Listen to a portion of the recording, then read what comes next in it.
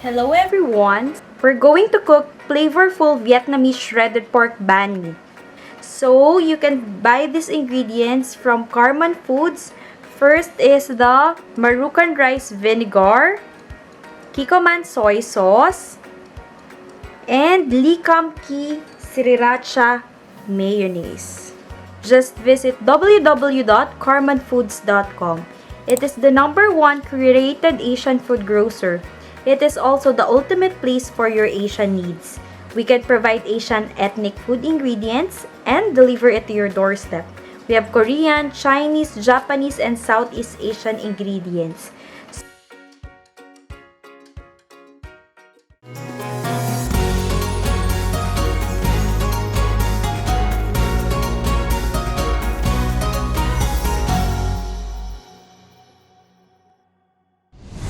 For the complete ingredients, first, for the shredded pork, we have here 750 grams of pork ribs, or you can also use pork butt and pork shoulder. We also have here variety of spices.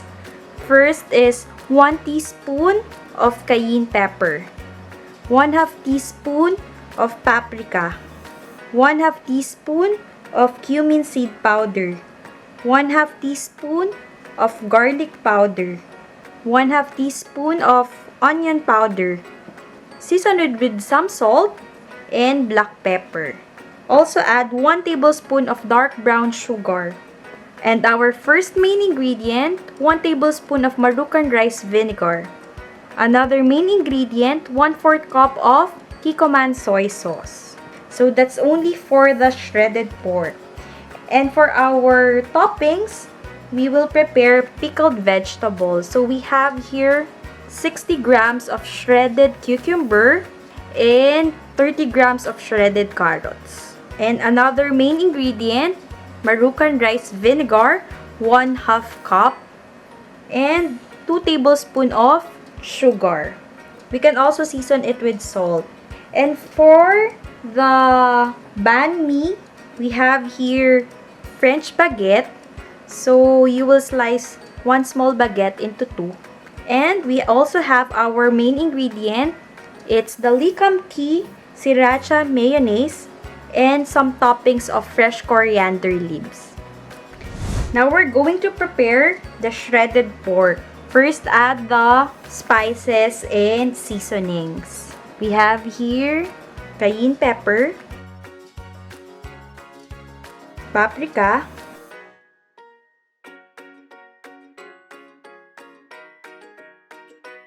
cumin seed,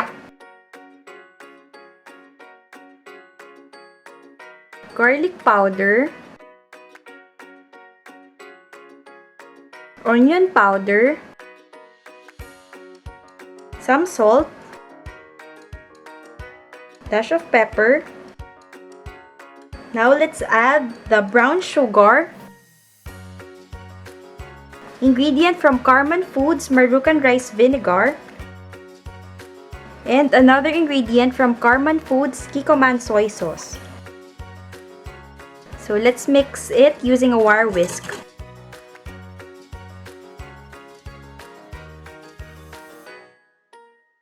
Make sure that they are well combined.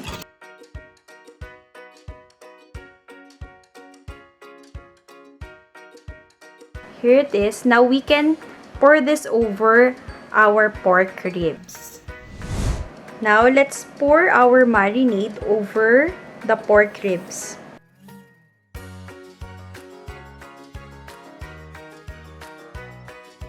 Now we're going to use our hands to marinate completely the pork ribs.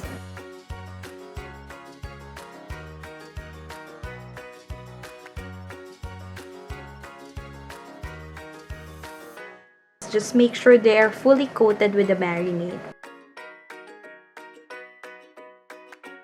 So I think this is good already. We already preheated the oven at 356 degrees Fahrenheit. And we're gonna bake this for 30 minutes or until it's cooked through. There are other ways also to create shredded pork, like using a slow cooker or stovetop. So it's up to you as long as we get the shredded pork. So let's bake it. We will make now the pickled vegetables. Now we're going to add the sugar here. Let's melt the sugar. You can also use white sugar if you like.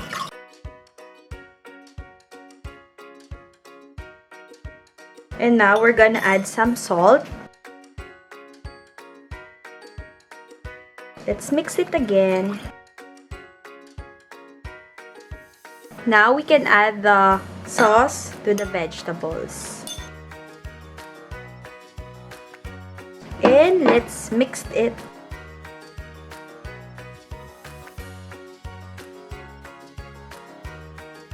Until they are well combined and submerged into the sauce.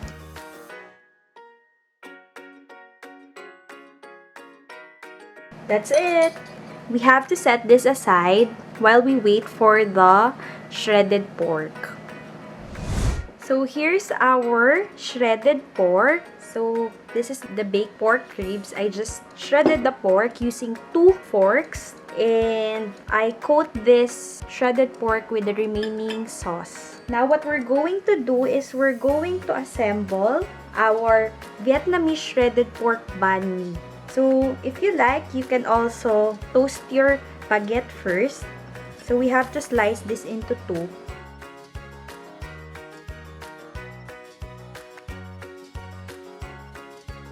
Just be careful. You can also use bread knife if you have one.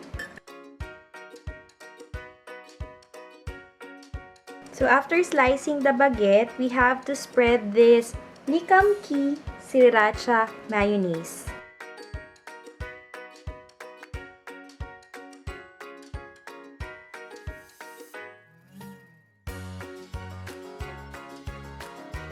Let's add now the shredded pork.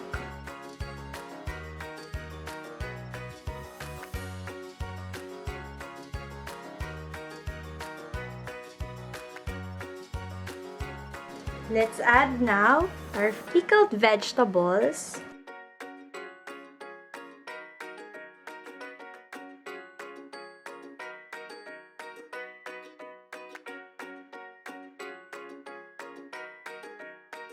Let us now top it with the top baguette. And here's our flavorful Vietnamese shredded pork banh mi. So we used ingredients from Karman Foods. First is the Marukan Rice Vinegar, Kikkoman Soy Sauce, and Sriracha Mayonnaise. And we can add some coriander leaves later. Here's our flavorful Vietnamese shredded pork banh mi. So this recipe is good for 2 to 4 serves, and we use different ingredients from Karman Foods. So you can visit our website www.karmanfoods.com. Our selection are constantly growing, and if you have any suggestions, please contact us at our website. Happy eating!